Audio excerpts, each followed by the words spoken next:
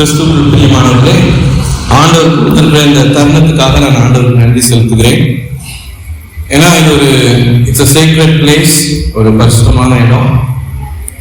ஒரு குடும்ப தேவையும் சரி, பாஸ்டரா மற்ற சபை மக்களோடும் சரி, சில நோயாளிகளை சிஎம்சி கொண்டு வந்து இந்த சாப்பல்ல கண்ணீரோடு ஜெபித்த நேரங்கள் உண்டு. ஆண்டவர் ஒவ்வொரு ஜெபத்துக்கும் பதில் கொடுத்திருக்கிறார். சில ஆலயங்கள்ல மக்கள் எப்படி ஜெபிப்பாங்களோ தெரியாது, ஆனா இந்த இடத்துல ஏறெடுக்கப்படுகிற ஜெபம் ஒவ்வொன்றும் உள்ளத்தின் ஆழத்திலிருந்து வரக்கூடிய ஒரு ஜெபம். சில நேரம் வார்த்தையா வெளிவர, பெருமூச்சுகளா வரும், கண்ணீரா வரும். ஆனா ஆண்டவர் அந்த எல்லா உணர்வுகளையும் புரிந்து பதில் கொடுக்கிற ஒரு இடம். அவருடைய நாமம் தரிக்கப்பட்ட ஒரு இடம், அவருடைய பிரசன்னம் இருக்கிற ஒரு இடம். நம்முடைய வொர்ஷிப் டீம் எங்க முடிச்சாங்களோ அங்கிருந்து நான் ஆரம்பிக்க போறேன். என்னென்ன பாட்டு பாடணும், நீங்க எங்க தீம்ல பேச போறீங்க, பேசிக்கிட்டீங்களா?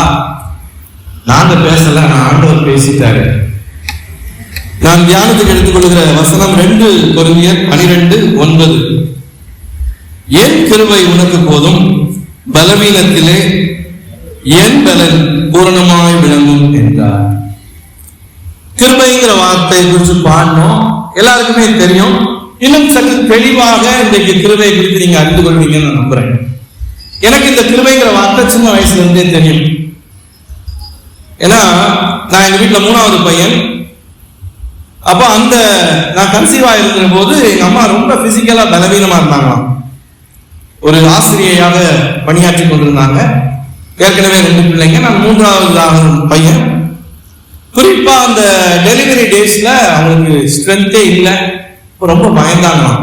இது எப்படி இருக்குமோ? அப்ப ஆண்டவர் அவங்களுக்கு இந்த ப்ராமிஸ் கொடுத்தார், என் கிருபை உனக்கு போதும், பலவீனத்திலே என் பலன் பூரணமாய் விளங்கும். சோ அப்புறம் நான் பையனா பிறந்த உடனே எங்க அப்பாட்ட சொன்னாங்களாம், எங்க ஆம்பளை பையன், நீங்க பேர் வைக்கணும்னு ஆசைப்பட்டிருக்கலாம், இந்த ஒரு காரியத்தை மட்டும் என்கிட்ட விட்டுருங்க. ஏன்னா நான் இந்த மாதிரி பலவீனமா இருக்கும் போது ஆண்டவர் இந்த வாக்குத்தத்தை கொடுத்தாரு, அதை வச்சுதான் நான் ஜெபித்து கொண்டிருந்தேன். ஆண்டவருடைய சுகப்பிரசவம் கொடுத்திருக்காரு, அதனால நான் அவனுக்கு கிருபாகரன் பேர் வச்சுக்கிறேங்க. சோ எங்க அப்பா சரி வச்சுக்கோ, ஆசைப்படியே வச்சுக்கோட்டாங்க. சோ சின்ன வயசுல இருந்து என்னை கிருபாகரன் கிருபாகரன் தான் கூப்பிடுவாங்க. அப்ப எங்க அம்மா இந்த கதையை சொல்லுவாங்க, அதனால கிருபடா.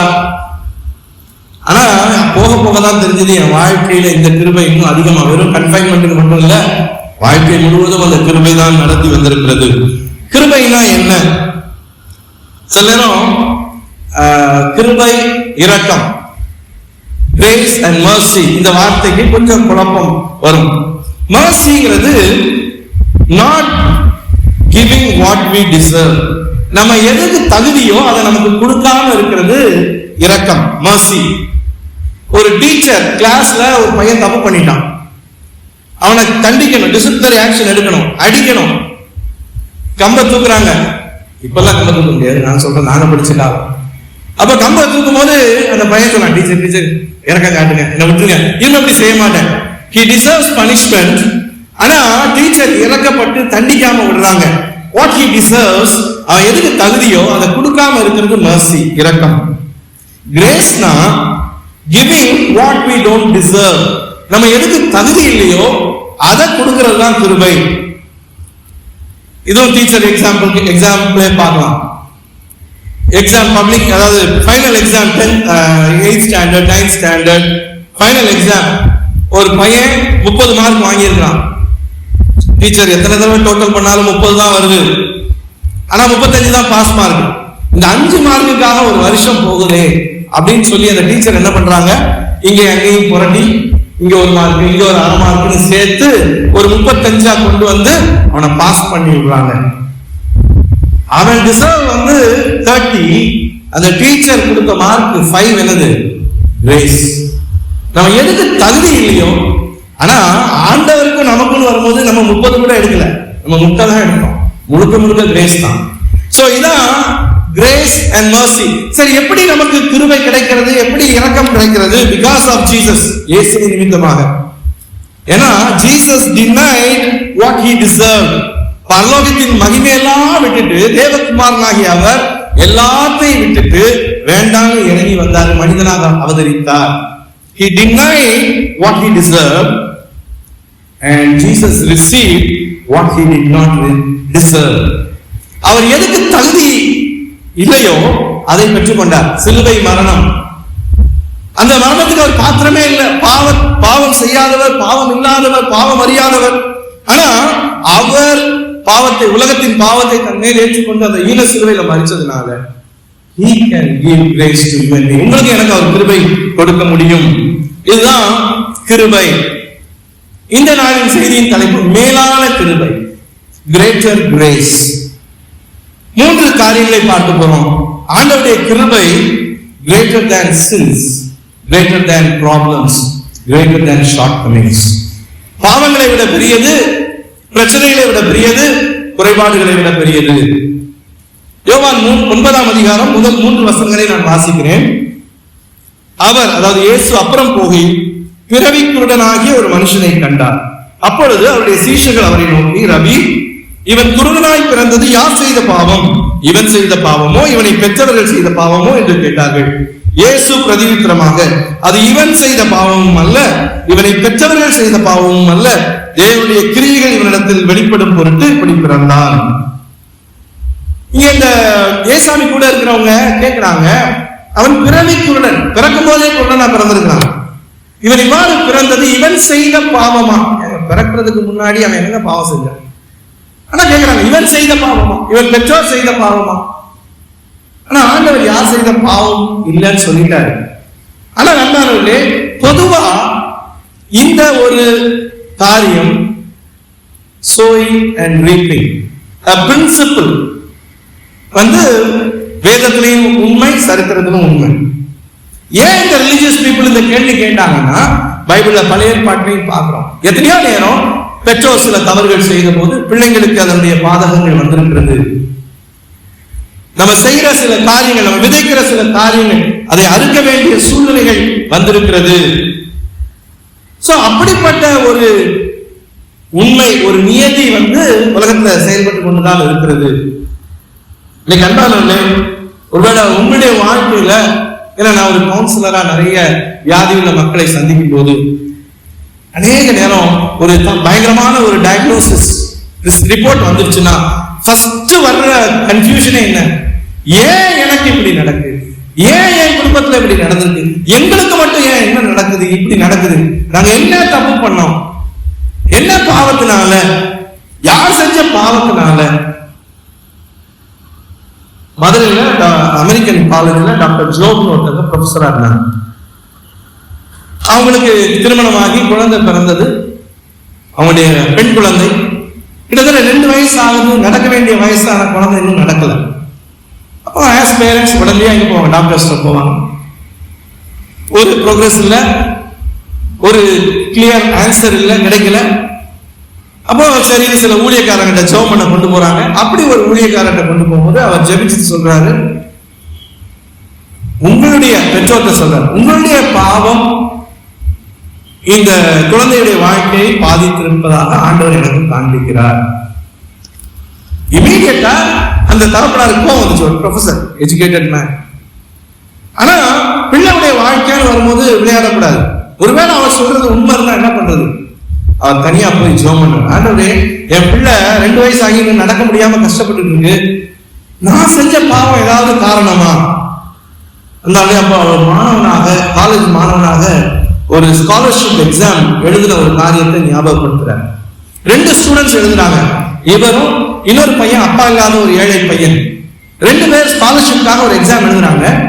அதுல இவர் காப்பி அடிச்சு, எக்ஸாம்ல காப்பி அடிச்சு நிறைய மார்க் வாங்கி இவர் ஸ்காலர்ஷிப் வாங்கிட்டார். அந்த தகப்பன் இல்லாத ஏழை பையனுடைய படிப்பு, அவனுக்கு ஸ்காலர்ஷிப் கிடைக்கல. இது நடந்து பல ஆண்டுகள் ஆயிடுச்சு, அவர் மறந்துட்டார். ஆனா ஒரு தகப்பனற்ற ஒரு பிள்ளையுடைய வாழ்க்கையில நீ விளையாடி இருக்கிறாய், தீங்கு செய்திருக்கிறாய் ஆண்டவர் உணர்த்தார். அப்ப அவர் அந்த நபரை தேடி கண்டுபிடிச்சு சில அவருடைய மனசாட்சிப்படி தன்னுடைய மனசாட்சி சரி செய்தார், சில காரியங்களை ஈடு செலுத்தினார். இப்ப அவர் யோசித்தார், சரி என் பிள்ளைக்கு சுகம் கிடைக்கல, பரவாயில்ல, நான் திருந்தி விட்டேன், நான் ஒரு நல்ல தகப்பனாக என் பிள்ளையை பாத்துக்கிறேன். யூ வொன்ட் பிலீவ், அந்த குழந்தை கொஞ்ச நாள்லயே நடக்க ஆரம்பிச்சு. இந்த உலகத்துல உண்மைதான், சாபம் ஒண்ணு இருக்கு பைபிள்ல சொல்லுது. ஆனா but the grace of God is greater than the curse of sin. பாவத்தின் சாபத்தை விட ஆண்டவருடைய கிருபை பெரியது. எத்தனை மக்கள் குற்ற உணர்வுல வாழ்ந்து கொண்டிருக்கிறாங்க. அநேகர் தன்னுடைய பெற்றோரை குறை சொல்லிக் கொண்டிருக்கிறாங்க. எங்க அப்பா அம்மா அப்படி இருந்தாங்க, நான் இன்னைக்கு கஷ்டப்படுறேன். எனக்கு அவங்க சொத்து சேர்த்து வைக்கல, சாபத்தை தான் சேர்த்து வச்சாங்க. அன்பானவர்களே, ஆண்டவருடைய கிருபை எந்த பாவத்தை விட பெரியது. பைபிள்ல அழகான ஒரு உதாரணத்தை நம்ம பார்க்கிறோம். நீங்களும் நானும் எப்படி இயேசுவின் சிலுவை மரணத்தினால சாபத்திலிருந்து பாவத்திலிருந்து விடுவிக்கப்பட்டிருக்கிறோம். பரபாஸ் என்ற ஒரு மனிதனை குறித்து 4 சுவிசேஷத்தையும் சொல்லப்பட்டிருக்கு. ஒவ்வொரு வசனம் தான், ஆனா 4 சுவிசேஷத்தையும் சொல்லப்பட்டிருக்கிறது. அவன் ஒரு கள்ளன், அவன் ஒரு கொலைகாரன், அவன் ஒரு கலகக்காரன். மரண தண்டனை விதிக்கப்பட்டு அவன் சிறையில் இருக்கிறான். கிபி 32ஆம் ஆண்டு இது நடைபெறுகிறது. அவன் நாளைக்கு சாகணும், அடுத்த நாள் சாகணும். அந்த முந்தைய இரவுல இயேசு கைது செய்யப்படுகிறார். இயேசுவுக்கு விசாரணை நடைபெறுகிறது. கிபி 30ஆம் வருஷம் வரைக்கும் யூத மத தலைவர்களே மரண தண்டனை கொடுக்கலாம். யாராவது யார் மேலேயாவது அவங்களுக்கு பிடிக்கல, அவங்க யூத கலாச்சாரத்தை வழிபாடு முறைகளை அவமதிக்கிறாங்கன்னு தெரிஞ்சா அவங்களே மரண தண்டனை கொடுத்துடலாம். ஆனா ரோம அரசாங்கம் என்ன செய்யுது, இவங்க அந்த அதிகாரத்தை துஷ்பிரயோகம் செய்யறாங்கன்னு சொல்லி கிபி 30ல ஒரு சட்டம் கொண்டு வராங்க. மரண தண்டனை நீங்க கொடுக்க கூடாது, கேபிட்டல் பனிஷ்மெண்ட் நாங்க தான் கொடுப்போம். சோ அதனாலதான் இயேசுவை பிலாத்துல கொண்டு போறாங்க. அந்த இரவு விசாரணை நடக்குது. அடுத்த நாள் காலையில பிலாத்து இயேசுவை அழைத்து விசாரிக்கிறான். அவர் எந்த தப்பும் செய்யலன்னு தெரியுது.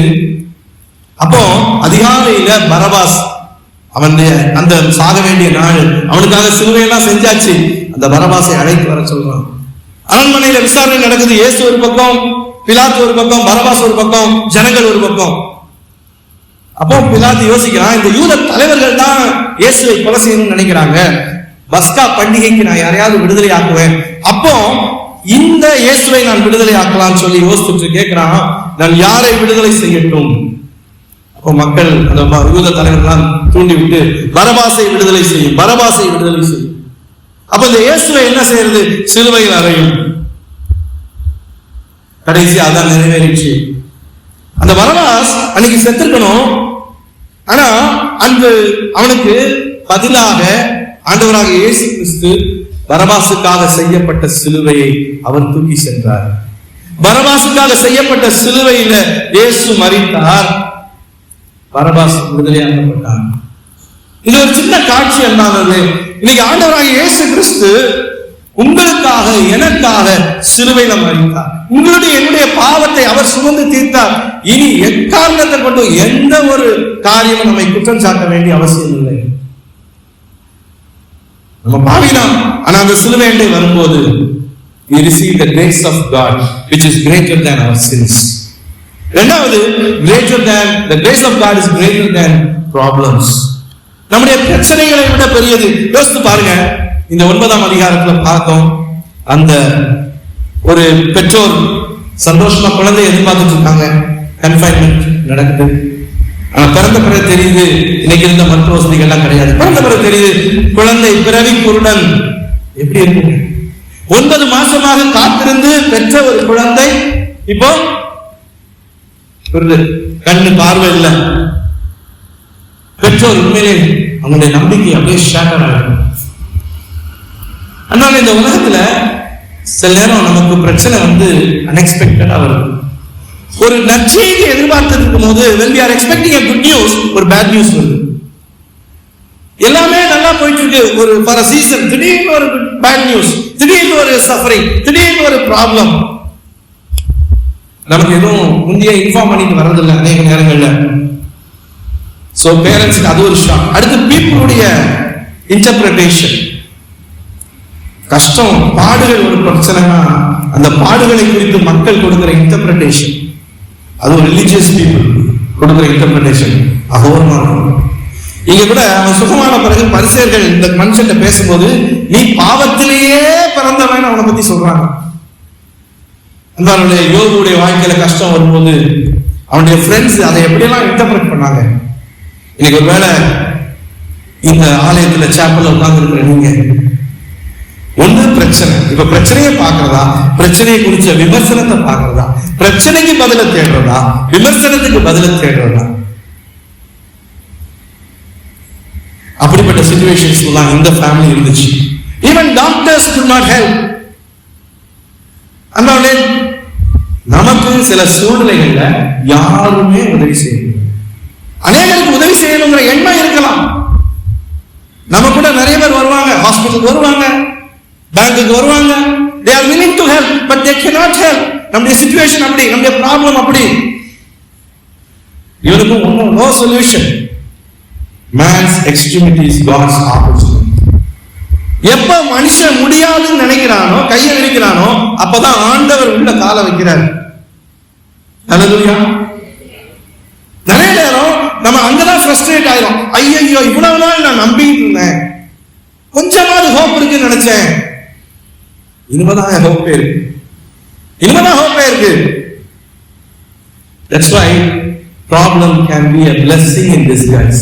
வாழ்க்கையில right now the problem that you are facing, நீங்க சந்தித்துக் கொண்டிருக்கிற ஒரு பிரச்சனை, இது ஆசீர்வாதம் மாறுவேஷத்துல இருக்குது. It's not a problem at all. It's a blessing in disguise. இவருடைய வாழ்க்கையில இங்கதான் he met Jesus. இயேசுவை அவன் சந்திக்கிறான். he experienced a miracle. he becomes a witness. அவனுடைய லைஃப் இந்த புத்தகத்தில் எழுதப்படுது. but for the problem, அந்த பிரச்சனை மட்டும் அவனுக்கு இல்லைன்னா அவன் யாருன்னே தெரியாது. அந்த அநேக தேவ பிள்ளைகளுடைய வாழ்க்கையில நான் அதை பார்த்திருப்பேன். எந்த பிரச்சனையை நினைச்சு இதால என் வாழ்க்கை போச்சு, இதால என் சந்தோஷம் போச்சு, இதால என் எதிர்காலம் போச்சுன்னு அழுதாங்களோ, அதாலதான் ஆண்டவர் அவங்களுடைய எதிர்காலத்தை எழுதி இருக்கிறார். அவங்கள ஒரு சாட்சியாக ஆண்டவர் உருவாக்கி இருக்கிறார். அநேக நேரம் பாடுகள் நம்மை ஆண்டவருக்கு அருகிலே கொண்டு வந்து சேர்க்கும். யோபு 42ஆம் அதிகாரத்துல எனக்கு ரொம்ப பிடிச்ச ஒரு வசனம் உண்டு. ஒருவேளை உங்களுக்கு நிறைய பேருக்கு பிடிச்ச வசனம், முன்னிலைமையை பார்க்கிறோம் பின்னிலைமை ஆண்டவர் ஆசீர்வதிச்சாரு, எல்லாத்தையும் ரெண்டத்தனையா திருப்பி கொடுத்துட்டாரு. எனக்கு அதெல்லாம் பிடிக்கலைங்க. அதை விட பெரிய வசனம், பிடித்த வசனம் யோபு 42. யோபு தன்னுடைய வாழ்க்கை குறித்து சாட்சி சொல்கிறார். 5ஆம் வசனம், என் காதினால் உண்மை குறித்து கேள்விப்பட்டேன், இப்பொழுதோ என் கண் உண்மை காண்கிறது. ஆண்டவரே, என் வாழ்க்கையில பிரச்சனைன்னு ஒண்ணு வர்ற வரைக்கும் என்னுடைய அனுபவம் எல்லாம் செகண்ட் ஹேண்ட் எக்ஸ்பீரியன்ஸ். அவங்க சொன்னது, இவங்க சொன்னது, உண்மை குறித்து எனக்கு அப்படித்தான் தெரியும். ஆனா இந்த பாடுகள் வழியா நான் வந்த பிறகு it has brought me so close to you. உங்களுக்கு மிக நெருக்கமா என்ன கொண்டு வந்திருக்குது. now it's a first hand experience. நானே உங்களை பார்க்கிறேன். இதாங்க blessing. ரெண்டத்தனையா பொருள் இழந்ததை பெற்றுக்கொள்றது பெரிய ஆசீர்வாதம் கிடையாது. ஆண்டவருக்கு நெருக்கமாக வந்து அவரை பார்க்கிறது. ஒவ்வொருத்தருடைய வாழ்க்கையும் இப்படிப்பட்ட ஒரு கிருபை ஆண்டவர். நீங்க பிரச்சனை நினைக்கிற இந்த ஒரு சிச்சுவேஷன் யோபுவை போல ஒரு சாட்சி கொடுக்க வைக்கணும்.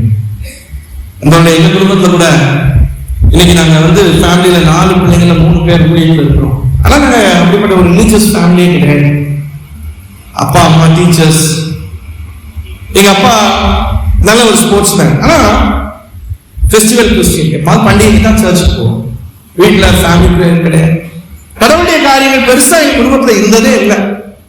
ஆனா எங்க வாலிப வயதுல எங்க அப்பா குடிக்க ஆரம்பிச்சாங்க. ஒரு நல்ல ஆசிரியர், ஆனா குடிப்பழக்கம் ஆரம்பிச்சது வீடு நரகமா மாறிச்சு. பயங்கரமா குடி, கடன். எங்க அம்மாவுடைய நகை எல்லாத்தையும் போய் குடிச்சு தாலி செயின் முதற்பட்டு இந்த டாலர் மட்டும்தான் இருந்துச்சு, செயின் கூட கிடையாது. அதுபோக கடன் வந்துடும். கடன் வந்தோடனே திடீர்னு ஒரு நாள் சூசைட் அட்டன் பண்ணுவாங்க. அப்புறம் கொண்டு போய் ஹாஸ்பிட்டல்ல சேர்ப்போம். ரிகவர் ஆன பிறகு ஏங்க இப்படி பண்ணீங்க எங்க அம்மா கேட்பாங்க. எனக்கு இவ்வளவு கடன் இருக்கு. எங்க அம்மா ஒரு லோன் போடுவாங்க, திரும்ப கடன் அடைக்கும். அப்புறம் வயிறெல்லாம் புண்ணாகி திரும்ப ஹாஸ்பிட்டல் வீடு, ஹாஸ்பிட்டல் வீடு. இதாங்க லைஃப். ஒருவேளை நீங்க ஒரு யோசிச்சுட்டு எப்பதான் என் வாழ்க்கையில இருந்து விடுதலை வரப்படும். நாங்க அப்படி கண்ணீர் எடுத்த நாட்கள். ஆனா அப்ப ஒரு காரியத்தை புரிந்து கொண்டோம். அது வரைக்கும் இருந்த சொந்தக்காரங்க, அது வரைக்கும் இருந்த ஃப்ரெண்ட்ஸ் யாருமே எங்களை வீட்டுக்கு வர்றதில்லை. நாங்க கிட்டத்தட்ட ஒரு முட்டுச்சந்து டெட் எண்ட்ல இருந்தோம். அப்பதான் நாங்க ஆண்டவரை நோக்கி பார்த்தோம். ஆண்டவரே, இந்த உதவியற்ற சூழ்நிலையில, இந்த கஷ்டமான சூழ்நிலையில எங்களுக்கு நீங்க தான் வேணும். எங்க அம்மா ஆண்டவரை இறுதி பற்றி கொண்டாங்க. கடவுள் எங்க குடும்பத்தை மாத்தினாரு, எங்க அப்பாவை மாத்தினாரு. நரகம் மாறி இருந்த ஒரு குடும்பத்தை ஆண்டவர் ஒரு குட்டி அல்லாஹ்வா மாத்தினாரு. ஹல்லேலூயா. அந்த நீங்க அந்த குடும்பத்துல வந்து 3 பேர் ஆண்டவருடைய ஊழியத்துக்காக எழுந்திருக்கிறோம். என்னுடைய தாயார் இன்னைக்கும் 87 வயசு என் கூட தான் இருக்காங்க.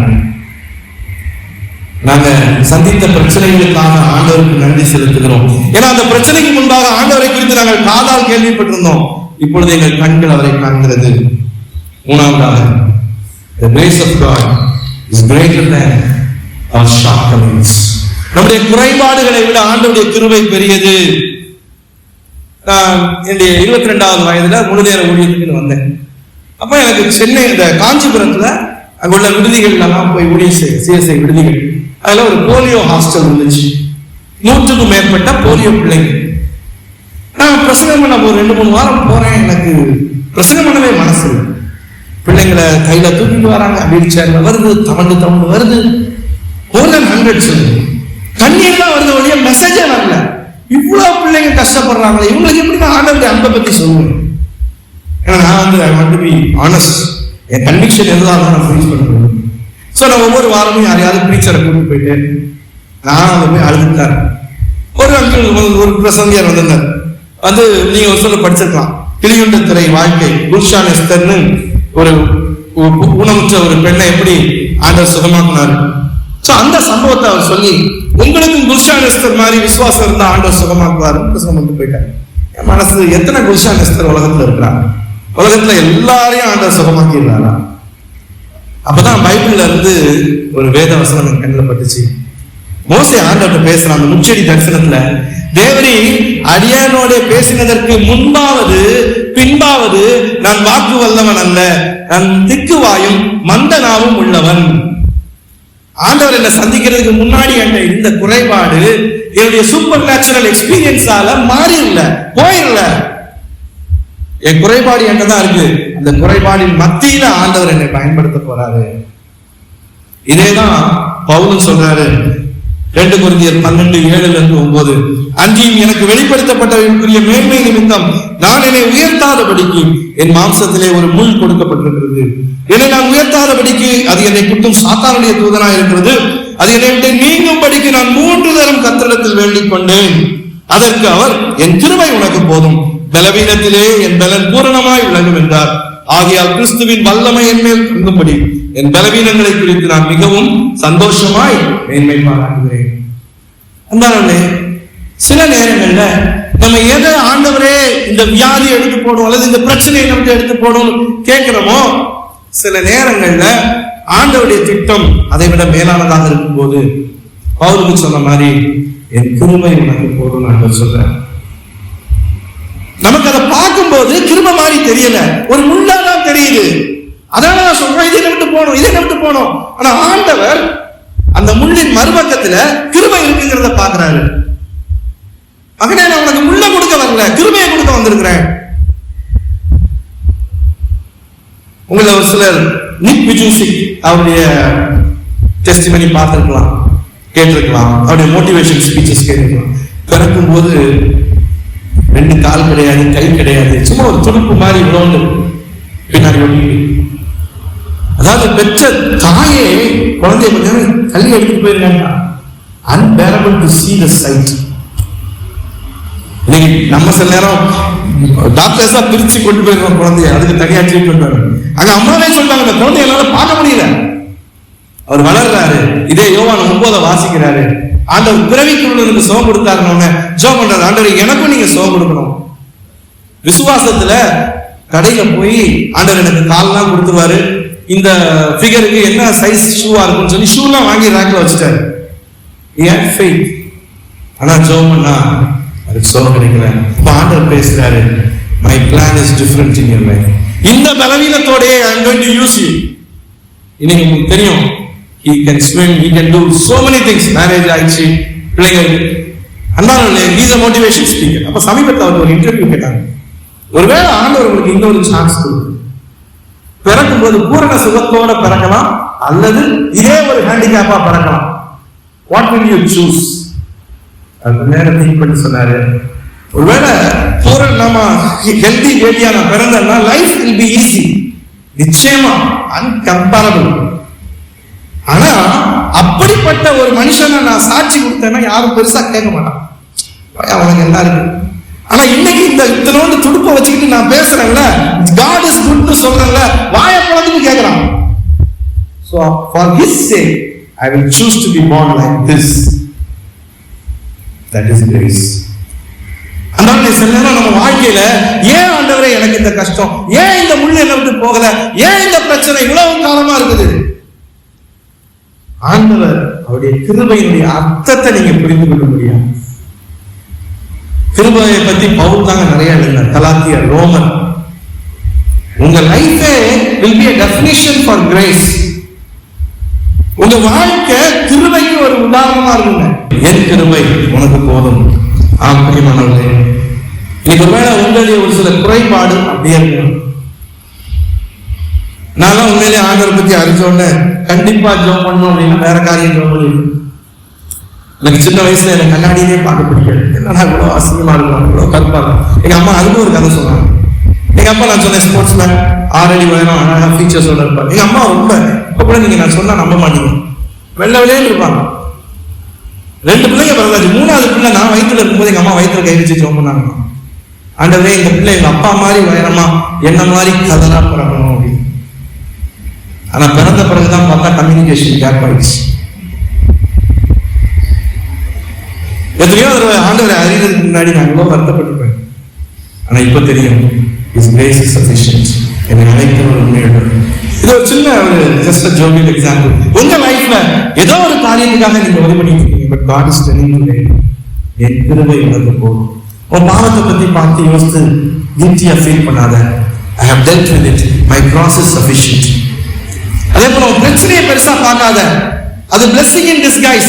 இது மூலமா நான் உன்னை எனக்கு பக்கத்துல கிட்டி சேர்க்க போறேன்.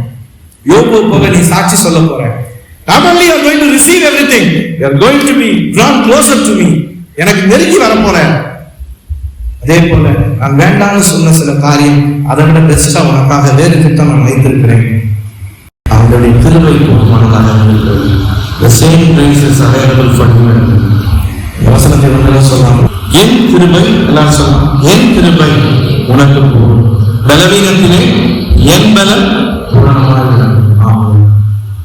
நான் நிற்கும் பூமி நிலை குலைந்து அழிந்தாலும் என் நம்பிக்கையின் அஸ்திவாரம் அசைந்தாலும், நான் நிற்கும் பூமி நிலை குலைந்து அழிந்தாலும் என் நம்பிக்கையின் அஸ்திவாரம் அசைந்தாலும், நான் நம்புவதற்கு ஒன்றும் இல்லை என்றாலும்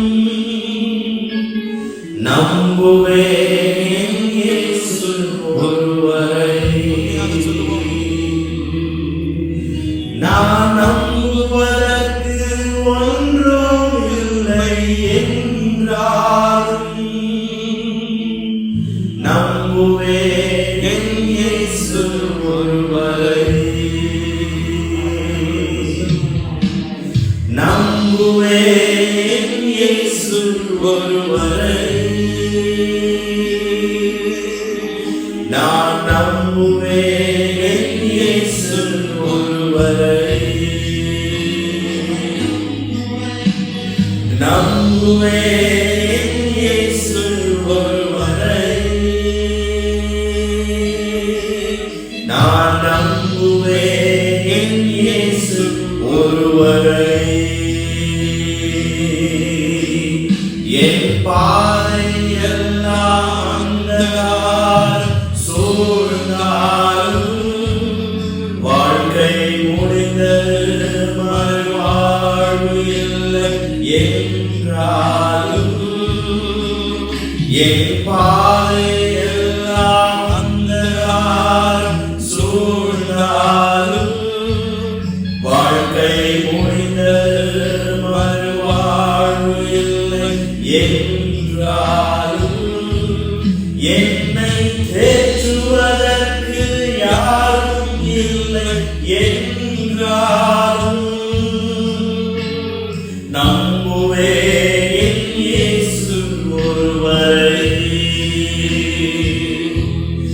என்னை தேற்றுவதற்கு யாரும் இல்லை என்றாலும்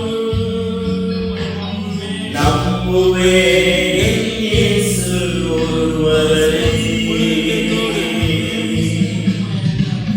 நம்புவேன் இயேசு ஒருவரை.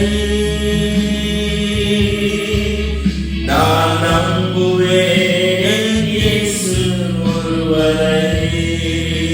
உம்மை நம்புவேன் நம்புவேன் என் இயேசு ஒருவரை. நான் நம்புவேன் என் இயேசு ஒருவரை.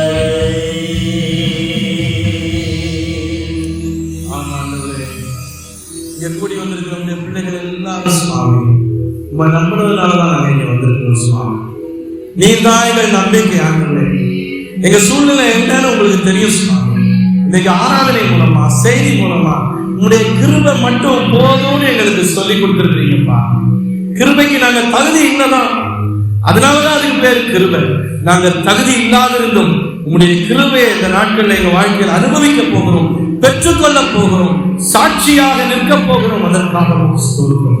உங்களுடைய கிருபையின் சாட்சிகளாக எங்கள் வாழ்க்கையை எழுதி கொண்டிருக்கிறீர்கள். அதற்காக சொல்கிறோம். என் நாமத்தை மகிமைப்படுத்தும் முடிவு பரியந்தம் உண்மையாக இருக்க உதவி செய்யும். இயேசுவின் மூலம் ஜெபிக்கிறோம் பிதாவே. ஆமென்.